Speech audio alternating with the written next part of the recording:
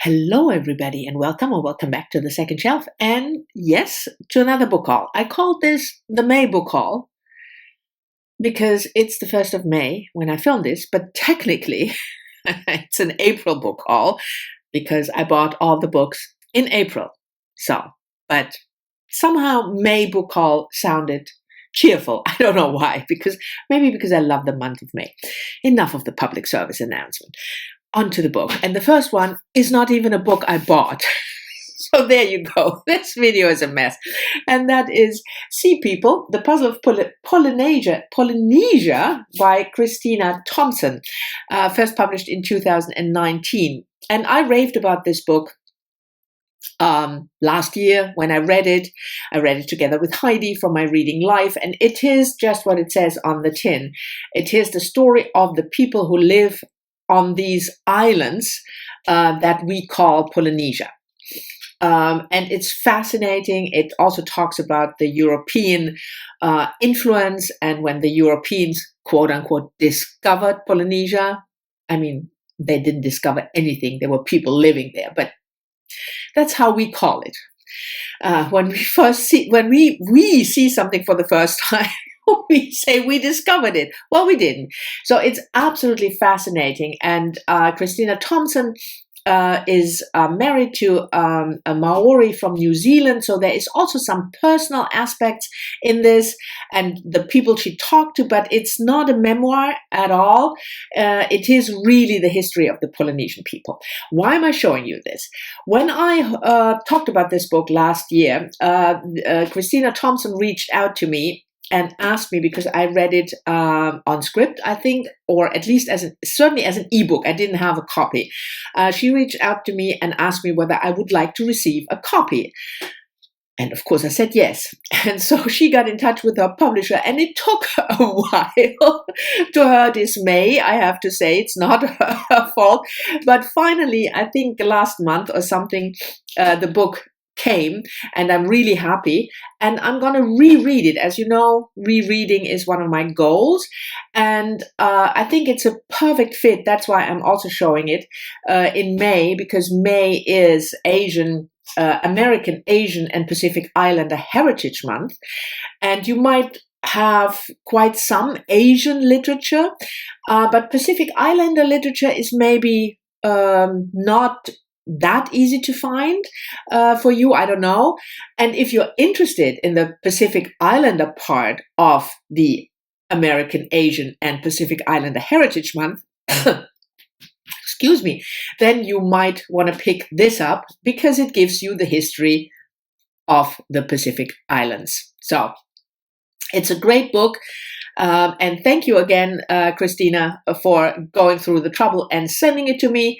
And I'm planning on, like I said, rereading it in May for the Pacific Islander part of the American, Asian, and Pacific Islander Heritage Month. Enough of that. The books that I actually bought. The first one is for the Book Naturalist Book Club this month. You all know that I try to read those books that Heidi from my reading life and Doris from All the Books pick every month. And the pick for May is a Small Bodies of Water by Nina Mingier Pauls. She has Borneo heritage, so this also qualifies, I think, for the American, Asian, and Pacific Islander Heritage Month. So if you want to pick this one up, it's a memoir published 2021. And she talks about, the author, talks about the importance of various bodies of water for her, how she learned to swim, what it meant to her. So I'm really intrigued by that premise of a memoir, and I will try to get to that in May for the Book Naturalist Book Club. I talked a little bit in one of my videos, I think a week ago or so, about my overcommitting to book clubs. And Heidi said, why don't you alternate and, pick one? So for May, I'm certainly going to pick this one from all these book clubs, Read Around the World, Invisible Cities. This one intrigues me very much, so I'm going to pick this. I will also pick up in May for sure this tiny little book by Velma Wallace, I think I should pronounce it, Two Old Women. This was published in 1993, and yes, I had to look that up. It's the retelling. Velma Wallace, by the way, is an indigenous US American author. She was born in Alaska, and she's a writer, obviously. And this book is a retelling of an ancient indigenous lore. I think lore is the right word. An ancient indigenous tale about two women who are too old to really be of use for the tribe, and when times get tough, they are left behind to fight for themselves. So this is the retelling of that tale, myth, lore, however you want to call it. And I said already that I'm going to read it in May because it is the pick for the group read on the book cougars, two middle-aged women on the hunt for a good book or for a good read. I will leave a link to their website, not to the Goodreads site. I will leave a link to the Goodreads site in the description box. I love their podcast. They talk about books in such an engaging and yeah, it's just a wonderful listen.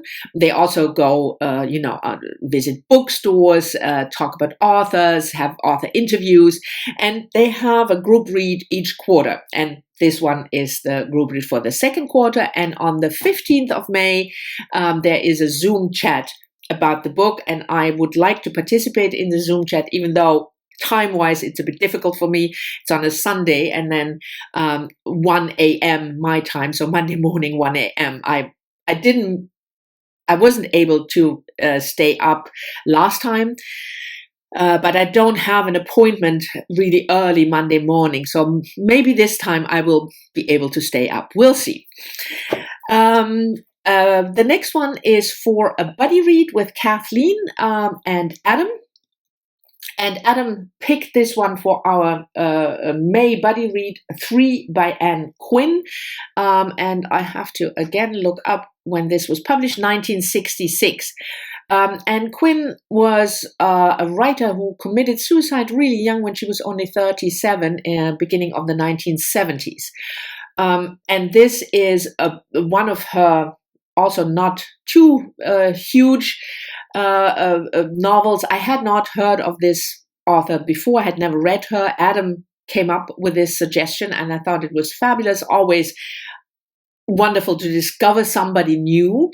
And this book is about a young woman, S, a poet like the author, who lives as a lodger with a couple, hence 3, and then she disappears. And it seems maybe suicide, and then the couple investigates, and that's what the book is about, to give a portrait of this young woman that had disappeared. It sounds intriguing.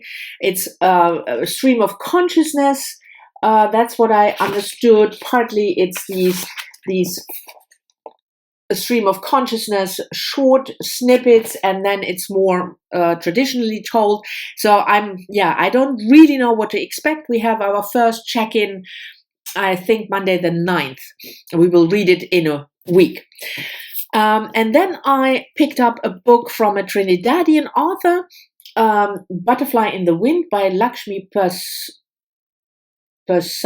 That's how Saajid from Books Are My Social Life, I will leave a link to his channel down below, pronounced it, and it's one of his very favorite books.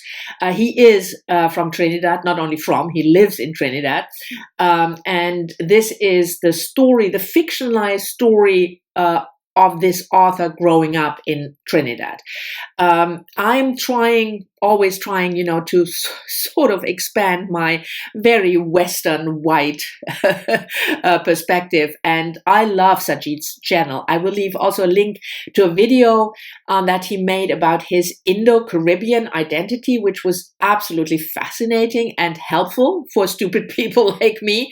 And in this video, he recommended this book because he really loved it. And I read a couple of books that he recommended, and they were mostly very successful, so I hope this one will be too.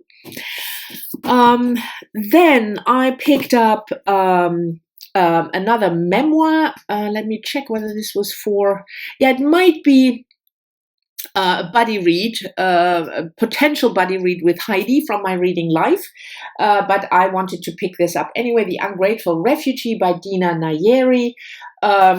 And it's about her experience as an immigrant. She wrote a novel, Refuge, or Refugee, I think Refuge, that is still on my TBR, has been on my TBR for years.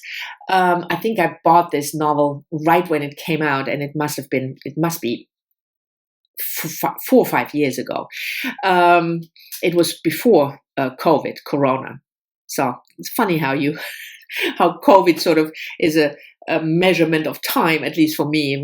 Was it before or was it after? Anyway, but this is her memoir about her experience. She was born here. This is our author. She was born in Iran, and then she fled with her family when she was young, first to Qatar and then to the US. And yeah, I'm interested in her experience, and also because it might be a buddy read with Heidi. Then the next books are for my 1001 Women project. If you're not familiar, I came up with my own list of 1001 books you have to read before you die, because the existing lists were not featuring enough women. So I made a list exclusively of women, and also trying not to be so Western centric. The Lakshmi book, by the way, is a possible. If it's really good, then I might include it in the book. The list is still evolving. I will leave a link to the Goodreads list down below. You can have a look. I have about 640 or something books still to read. And planning for May is an Irish author and Enright actress. And again, I don't remember 2020 when this book was published. And I read one Enright a very long time ago, and in Dutch. And I always mix, for some reason, because I read her in Dutch, I mix her up with a Dutch author who is called Anne Enquist. So and Enquist, and her books, we don't gel. So I haven't picked up anything by this author, but I included her on the 1001 list and thought I have at least to pick up one book by her. And this is a book about a young woman looking back on the life of her mother, who was a famous actress. That's all I know. I picked this for the author, and because it's a 1001 book. The next one also, like I said, for the 1001, and it's also buddy read with Kim. We will start next week, the 8th or 9th, when I'm back from my mother's. I'm going to travel to my mother's on Monday, and that is a Japanese author, Natsuo Perino Out, translated from the Japanese Stephen Snyder, and it was published in 1997, and in the English translation in 2005. So it's originally an older book. And Perino is a Japanese mystery author. She was born in 1951-ish. In the 1950s, early 1950s, and it sounded really intriguing because it's a mystery. There is a murder, but it's also a commentary on Japanese society. It's about 3 working women working in a factory, and one of them commits a crime and then tries to get her colleagues, the other 2, to help her cover it up. It's quite chunky. So we will start on the 9th, and then we will probably take the rest of the month, but maybe if it's very fast paced, we might finish earlier, but certainly towards the end of the month, I will have finished that. And the last one, also for the 1001 Women, is a Ukrainian author that I've been meaning to read for a long time. That's Oksana Sabusko. And the book is translated, as you can see, by Halina Hirin. The translator is a scholar, professor of Ukrainian studies in the US. Also not a very long book. Sabusko is a contemporary Ukrainian author and poet. And this is her, if I remember correctly, this is her fiction, so her novel debut. And it's about a woman poet from the Ukraine who comes to the US for research. So it is maybe a little bit autobiographical, I don't know, and then reflects on her life, the relationships she has, what it means to be Ukrainian. It's just set after the independence.